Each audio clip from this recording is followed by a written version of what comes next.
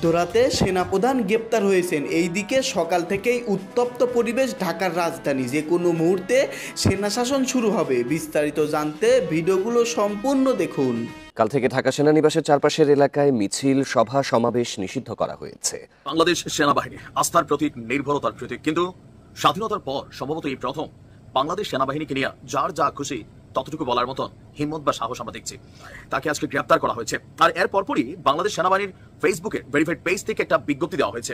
General ওয়াকারকে অপসারণ করে কাকে সেনাপ্রধান বানাবেন, এই প্রসঙ্গটি নিয়ে আপনাদের সামনে কথা বলবো। কি হতে যাচ্ছে, কি হচ্ছে দেশে, কি ঘটতে যাচ্ছে, সেনাবাহিনী কি করবে, সেনাবাহিনীর কি করা উচিত। প্রধানকে পদত্যাগে বাধ্য করা, সেটির জন্য তারা চেষ্টা করে যাচ্ছেন। তাদের শঙ্কা, দেশ বিদেশ থেকে নানান কথা নিশ্চয়ই আপনারা শুনতে পাচ্ছেন সেনা প্রধানের বিরুদ্ধে। আমার ধারণা সবই কিন্তু মেটিকুলাসলি ডিজাইন স্কিমের অংশ। আপনার ওই ডাইভারশনের কোনো প্রয়োজন নেই, যা হওয়ার অনিবার্যতা হবে। আসসালামু আলাইকুম সম্মানিত দর্শক, নতুন আরও একটি ভিডিওতে আপনাদের সবাইকে স্বাগতম। দর্শক, বর্তমান দেশের পরিস্থিতি কেমন আপনারা সকলেই জানেন, এই সম্পর্কে নতুন করে কিছুই বলার নেই। বর্তমান দেশের অবস্থা নিয়ে প্রিয় দর্শক, এরই মধ্যে গুঞ্জন উঠেছে এবং আমরা শুনতে পেরেছি সেনাপ্রধান জেনারেল ওয়াকারুজ্জামানকে মধ্যরাতে গ্রেপ্তার করেছেন। প্রিয় দর্শক, এই খবরটি কতটুকু নিশ্চয়তা দিতে পারি আমরা আজকের এই ভিডিওটি দেখলেই আপনারা বিস্তারিত বুঝতে পারবেন। প্রিয় দর্শক, বেশি কথা বাড়াবো না, আমরা সরাসরি ভিডিও স্ক্রিনে চলে যাচ্ছি। আপনারা মনোযোগ সহকারে ভিডিওগুলো সম্পূর্ণ দেখতে থাকুন। বাংলাদেশ সেনাবাহিনী আস্থার প্রতীক, নির্ভরতার প্রতীক, কিন্তু স্বাধীনতার পর সম্ভবত এই প্রথম বাংলাদেশ সেনাবাহিনীকে নিয়ে যার যা খুশি ততটুকু বলার মতো হিম্মত বা সাহস আমরা দেখছি। অপরদিকে এই 5ই আগস্ট পরবর্তী আমাদের যে সেনাবাহিনী আছে সেখানেও ঘটছে নানান ঘটনা। আর আজকে আমরা যে তথ্য পেলাম সেনাবাহিনীর ভেরিফাইড ফেসবুক পেজ থেকে, অনেকটা পিলে চমকানোর মতন যে আবার কখন কোন ষড়যন্ত্রের শিকার হতে হয় বাংলাদেশ সেনাবাহিনীকে। দর্শক, পিলখানার ঘটনা আপনারা দেখেছেন, কিভাবে বাংলাদেশ সেনাবাহিনীকে পঙ্গু করে দেওয়া হয়েছিল। এরকমই কি আরো একটা পরিকল্পনা ছিল? নাশকতা সৃষ্টির পরিকল্পনা এবং বিশৃঙ্খল পরিস্থিতি সৃষ্টির অভিযোগে আমাদের একজন সেনা সদস্য মোহাম্মদ নাইমুল ইসলাম, তাকে গ্রেপ্তার এবং বরখাস্ত করা হয়েছে। আজকে দুপুর 2টায় তাকে আজকে গ্রেপ্তার করা হয়েছে। আর এর পরপরই বাংলাদেশ সেনাবাহিনীর ফেসবুকে ভেরিফাইড পেজ থেকে একটা বিজ্ঞপ্তি দেওয়া হয়েছে। বিজ্ঞপ্তিতে বলা হয়েছে মোহাম্মদ নাইমুল ইসলাম গত 5ই আগস্টের পর থেকে শৃঙ্খলা ভঙ্গের অভিযোগে কতিপয় বরখাস্ত অব্যাহতিপ্রাপ্ত সাবেক সেনা সদস্যকে সঙ্গে নিয়ে বিভিন্ন গণমাধ্যমে উস্কানিমূলক বক্তব্য প্রদান সহ বিভিন্ন নাশকতামূলক কার্যক্রম পরিচালনা করার পরিকল্পনা করে আসছিল। এরই ধারাবাহিকতায় আগামীকালকে মানে 18ই মে ঢাকা সেনানিবাসের প্রবেশ পথে বিক্ষোভ সমাবেশের নামে বড় ধরনের নাশকতা সৃষ্টির পরিকল্পনা এবং বিভিন্ন সোশ্যাল মিডিয়ায় এই সংক্রান্ত আপনার বিভিন্ন উস্কানিমূলক প্রচারণা চালিয়ে আসছিল। এই ধরনের শৃঙ্খলা বহির্ভূত কর্মকাণ্ড থেকে নির্বৃত্ত করার লক্ষ্যে সেনাবাহিনীর একটি প্রতিনিধি দল আজ দুপুর 2টায় খিলক্ষেত বটতলা বাজার এলাকায় তার সঙ্গে যোগাযোগের চেষ্টা করলে সৈনিক নাইমুল তার কিছু সহযোগী সহ উপস্থিত সেনা সদস্যদের উপর দেশীয় অস্ত্র দ্বারা অতর্কিত হামলা চালায়। তাৎক্ষণিকভাবে নিকটস্থ সেনা ক্যাম্প থেকে একটি টহল দল ঘটনাস্থলে পৌঁছে নাইমুল এবং তার 2 সহযোগীকে আটক করে। উল্লেখ্য যে সৈনিক নাইমুলের স্ত্রীর কাছে যৌতুকের দাবি, শারীরিক মানসিক নির্যাতন এবং বিভিন্ন সামরিক শৃঙ্খলা পরিপন্থী কর্মকাণ্ডে জড়িত থাকার অপরাধে তাকে চাকরি থেকেও বরখাস্ত করা হয়েছে। বরখাস্ত সেনা সদস্য মোহাম্মদ নাইমুল ইসলামের বিরুদ্ধে আনুষাঙ্গিক আইনি কার্যক্রম প্রক্রিয়াধীন রয়েছে বলেও জানিয়েছে আইএসপিআর। তবে আমি যতটুকু গণমাধ্যমের খবরগুলো দেখি, বিভিন্ন টকশো দেখি, বরখাস্ত অনেক সেনা সদস্যরা তারা তাদের চাকরি ফিরে পাওয়ার জন্য সম্ভবত একটা আবেদন করেছেন এবং কি তাদের সেই আবেদন নিয়ে সেনাবাহিনী সেখানে কাজ করছেন এবং একটা কমিটিও গঠন করা হয়েছে। তো এর মাঝখানেই আজকে যার কথা বলা হচ্ছে নাইমুল, তিনি সম্ভবত আগেই বরখাস্তকৃত। আর তারা যারা আছেন বিভিন্ন ধরনের প্ল্যান পরিকল্পনা করছেন। আর এটার পেছনে আরো অনেক স্টোরি আছে, আপনারা যারা নিয়মিত সবার খবরগুলি শুনেন। তবে আমি মনে করি একটা দেশের হার্ট হচ্ছে তার সেনাবাহিনী, এটা ভাই ঠিক থাকতে হবে। এইখানে কোনো ধরনের বিশৃঙ্খলা তৈরি করার চেষ্টা, এটাকে দুর্বল করার চেষ্টা, দেশি বিদেশি ষড়যন্ত্রকারীরা তারা কিন্তু অ্যাক্টিভ আছে। একজন সেনাপ্রধানকে নিয়ে এত বক্তব্য আমরা দেখছি যে সোশ্যাল মিডিয়া প্ল্যাটফর্মে দেওয়া হচ্ছে, তবে তিনি যথেষ্ট ধৈর্যের সাথে এগুলোকে মোকাবেলা করছেন। এরকম হয়তো আরো অনেকে আছে সেনাবাহিনীর মধ্যে যারা, আমি জানি না কারণ কখন কোন ঘটনা ঘটে, তবে এগুলো নিয়ে সেনাবাহিনীর উচিত কনসার্ন করা, যারা এগুলোর পেছনে জড়িত তাদের বিরুদ্ধে ব্যবস্থা গ্রহণ করা। দিন শেষে সেনাবাহিনী একটা দল যেটার উপর মানুষ অন্তত আস্থা রাখে।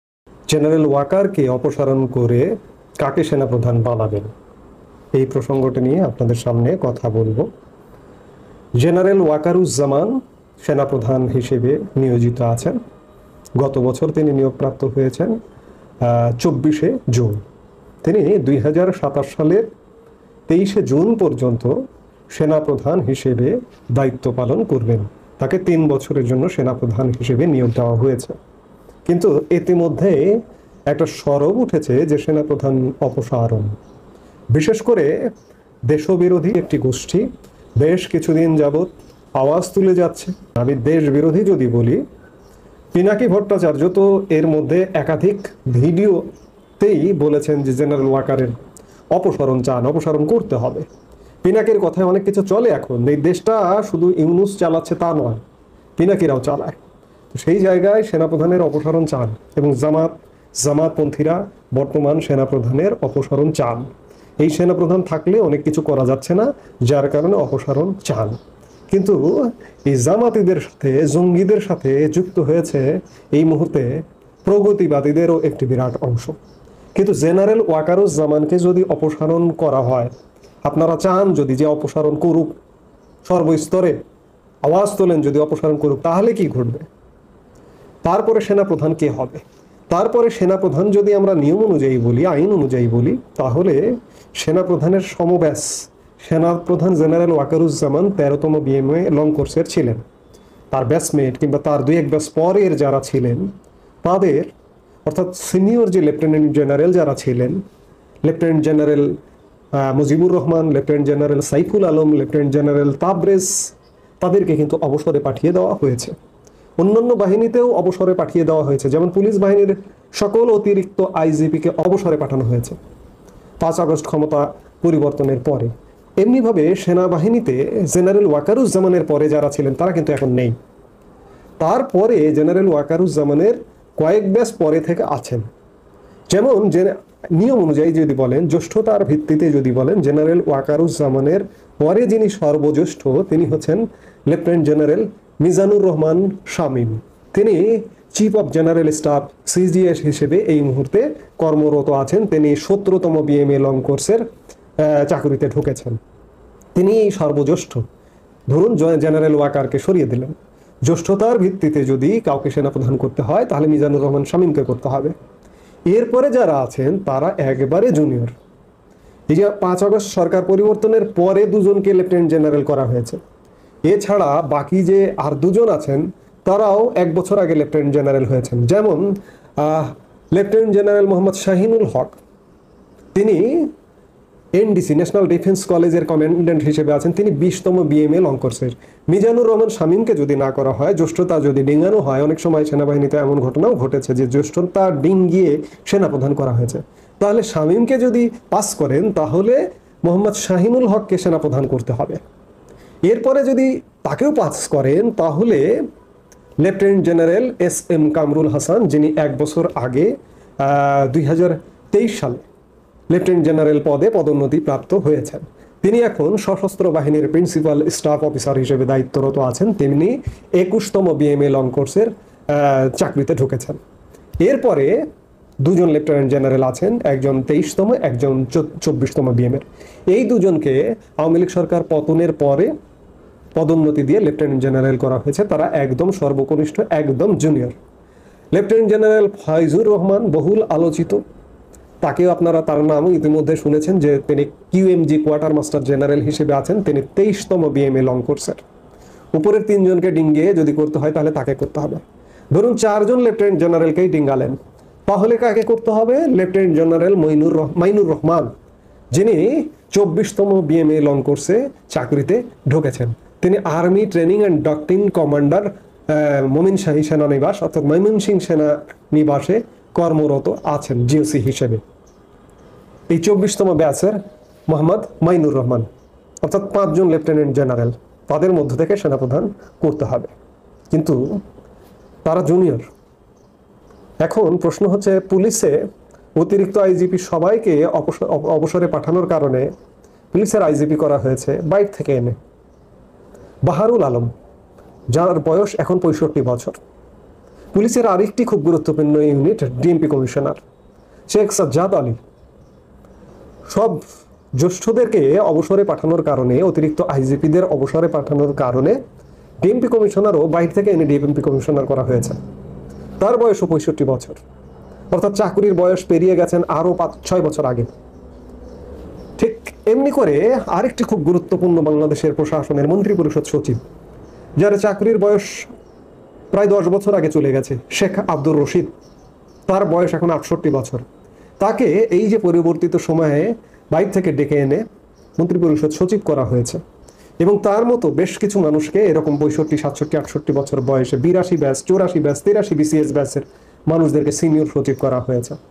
আজকে প্রশ্ন হচ্ছে যে সেনা প্রধানের পরে যে পদগুলো আছে, মিজানুর রহমান শামীম ছাড়া 17তম ব্যাচ ছাড়া পরেরগুলো যারা আছেন তারা সব জুনিয়র, মোস্ট জুনিয়র।